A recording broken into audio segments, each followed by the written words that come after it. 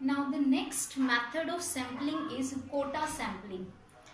Quota refers to a proportion or a fixed percentage that is to be selected from a very large part. Clear? So here in this method, what will we do? Firstly, we divide the population, the entire population, into different groups. Clear? Firstly, we divide the whole population into different groups based upon their different features. Clear? And each group having a fixed percentage, means we have to decide a fixed percentage of item for each group. Clear? Firstly, we have to divide the population in groups, and those groups should be having the fixed percentage of item. Like for example, we are having 100 items in a population. Clear? So we will divide them into 4 groups having a 25% of the items in each group. Means the 50 items, its 25 become 15%. So when we are having its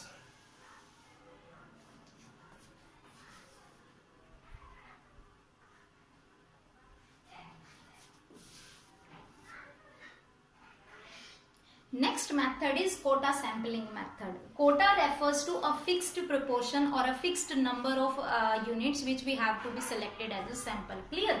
In this method, firstly we will divide the whole population up into various groups according to their features, according to their different features, and then for each group we have to fix a percentage that each group must contain that much percentage of total population. Clear? Like for example, we are having a class of 100 students and we are dividing them into 4 groups of boys and girls. Means there will be 2 groups of boys and 2 groups of girls, and each group will be have 25% of population. Clear? So there will be a fixed percentage of population will be fixed for each group to be formed. Clear? So the 4 groups will be formed out of 100 students or whatever the population items are there, and then a fixed percentage will be there for each and every group. Clear? In the second step, from each and every group we have to also fix the quota. We have to also fix the quota or the number of students that we want to take as sample. Clear? Like out of 100 students, we have made 4 groups consisting of 25%. Means each group is having 25 students. Clear? And then we will fix that out of one group how many students we have to take as sample. Like from all the 4 groups we are taking 10 students as a sample. So from the first group also we'll take 10 students, from the second group also we take the 10 students. So this is 10 which we fix as a quota. We will take the 10 students from each group. Clear? So firstly we divide the population into the groups, into various groups based upon their features, based on a fixed percentage. Means each group have a fixed percentage of items. Clear?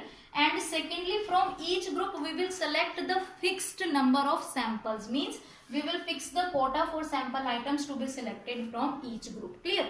The merits of this method is, firstly, it is non-expensive. Means it is not much expensive. You can use this method at a very less cost. Secondly, it is useful when population have diverse item. Clear?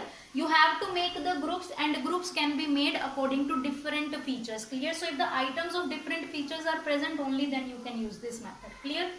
Demerits is, biasness of investigator can be possible at the time of selection of sample, when the second step is to be made that he have to choose the samples from the groups, then the investigator can become biased. Like from the first group he can choose that any 10 students which he wants to be choose as a sample. Clear? So here investigator can become biased. Okay? And second demerit is, it is a time consuming and a complex investigation, because here firstly we have to divide the whole population into various groups. A fixed percentage have to be fixed, then we have to decide a fixed number of people or items that are to be chosen. So basically it is a very time consuming and a complex process. Clear? So under quota sampling, firstly we divide the population into groups on a basis of fixed percentage. Then we also fix quota for the sample items. How many items we have to take as sample from each group, this is we have to fix. Clear?